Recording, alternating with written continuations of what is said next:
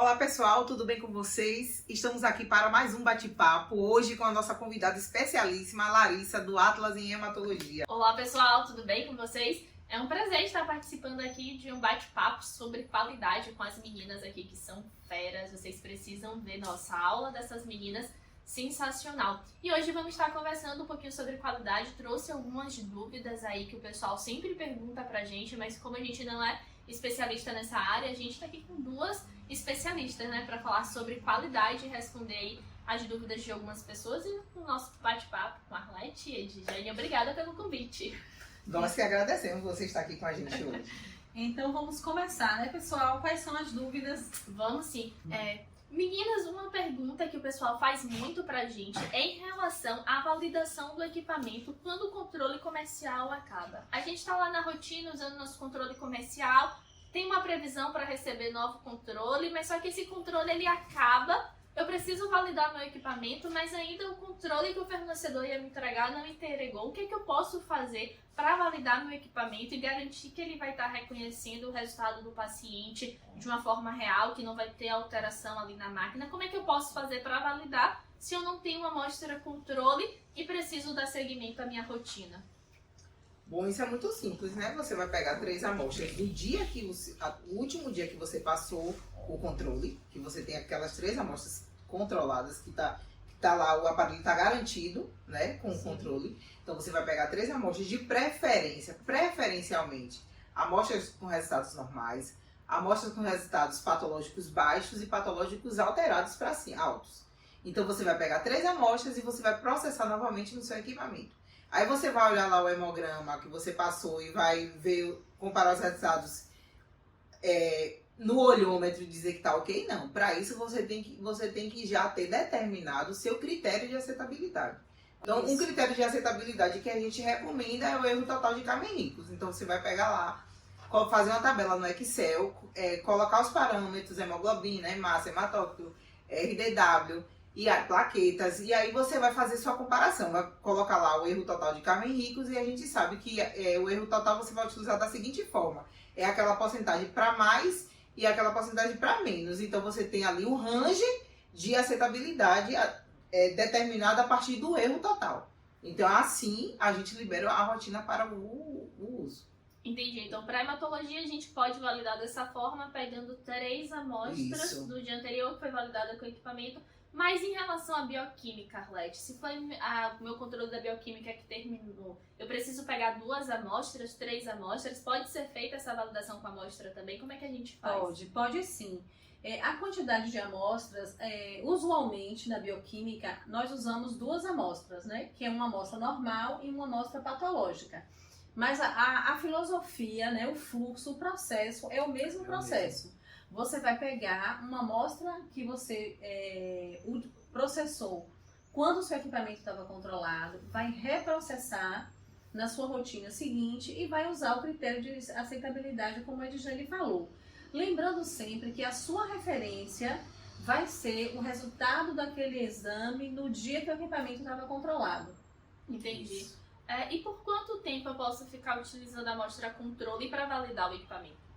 Olha só, não existe um tempo definido. O quanto antes você retornar para o controle comercial, que tem limites definidos através de estudos estatísticos, melhor. Mas você pode utilizar essa amostra controle, mesmo porque na legislação, na RDC, ela permite que você use o controle de amostras conhecidas. Agora, o essencial é que você garanta que aquela amostra de referência tenha vindo do equipamento controlado. Entendi. Então, se eu não tenho um equipamento controlado e eu não tenho um controle comercial, para que eu tenha certeza de que aquele resultado ele está dentro do esperado, me resta fazer um controle interlaboratorial, que muitas vezes não é prático e rápido. Porque preferencialmente ele deveria ser feito com o mesmo equipamento que você usa, com a mesma metodologia que você usa. Entendi. E se eu quisesse fazer um controle interlaboratorial, por exemplo, para glicose, como isso funcionaria? O que é que eu teria que fazer? pegaria uma amostra, mandaria para o laboratório? É o mesmo fluxo, né? A definição seria do mesmo fluxo. Você vai pegar uma amostra, você vai processar no seu equipamento e aí você vai identificar um laboratório que preferencialmente tenha a mesma metodologia e ou o mesmo equipamento que você e vai encaminhar essa amostra. De posse desses resultados, você vai avaliar o resultado, vai comparar o seu resultado com o resultado do laboratório que você utilizou para ser sua referência, utilizando os critérios de aceitabilidade que você definiu. O mesmo critério. Isso, o mesmo critério. Não é um critério diferente para controle interlaboratorial e para um controle que você faz dentro do seu laboratório. O critério de aceitabilidade é o mesmo. Aquele que você definiu é aquele que você vai utilizar, seja ele erro total de Carmen Rico, seja ele erro total da CLIA, seja ele erro total de Hillenbeck. E Isso. outras escolas, né? Com dados cientificamente válidos. Ah, entendi. E uma coisa importante, né, do que vocês falaram, é essa questão da validação de acordo com uma referência, de acordo com algum estudo. Porque às vezes a gente pode passar uma amostra lá no equipamento e ver que são resultados semelhantes. E eu acho que está compatível, mas tipo, o achismo ele não garante nada, Exatamente.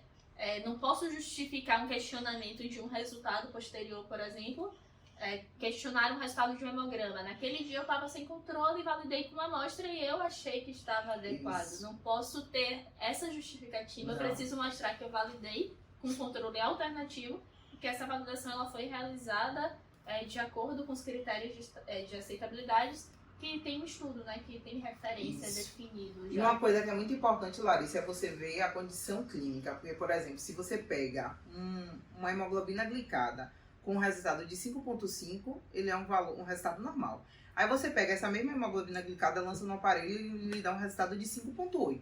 Numericamente falando, 5,5 e 5,8 são resultados praticamente iguais. Mas quando você vai para a clínica, 5,5 é um resultado normal e 5,8 já é um resultado alterado. Então você pode mexer com a conduta médica. Então por isso que é importante você ter um critério de aceitabilidade válido, cientificamente válido. A gente fala isso direto, a gente bate, fica repetitivo, mas as pessoas precisam entender que nada é aleatório dentro de um laboratório. Nada é aleatório. Entendeu? Entendi. Isso é muito importante, tá, pessoal? Vamos pegando aí essas dicas, porque, nossa, a gente trabalha em laboratório, a gente precisa garantir que os nossos resultados, né, liberados para o paciente, é o mais fiel possível à condição daquele paciente. E a gente faz isso de que forma? Controlando o nosso sistema analítico, passando o controle, garantindo que tudo tá funcionando aí como o esperado. Vai pegando essas dicas aí que eu tenho mais algumas dúvidas aqui para as meninas. Falando ainda em relação a essa questão do controle, a Jane falou que para hematologia a gente precisaria pegar 3 amostras do que passou no dia anterior, com o equipamento validado, um normal, um alto e um baixo.